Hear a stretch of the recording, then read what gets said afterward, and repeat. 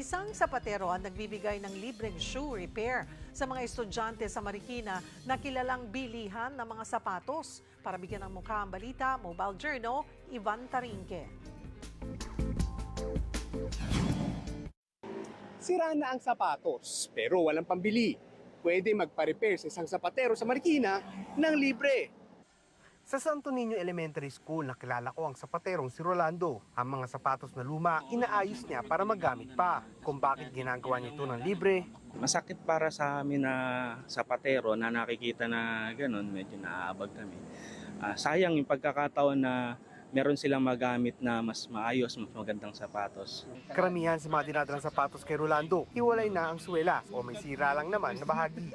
Yung kumpas naman na leather shoes, nire-retouch niya para mukhang brand new. Isa sa mga maagang pumila si Nanay Sandra na 3 pares ng school shoes ng kanyang mga anak ang pinaayos. Pinaayos na lang kasi mas makakatipid po. Kailangan matibay kaya medyo may price po yung sapatos. At eto, wala raw limit kahit gaano karami ay paayos kay Mang Rolando, basta estudyante. Para makatulong sa mga estudyante magkaroon ng inspirasyon na meron mga tao na nasa likod nila na handang sumuporta para sa kanilang pag-aaral.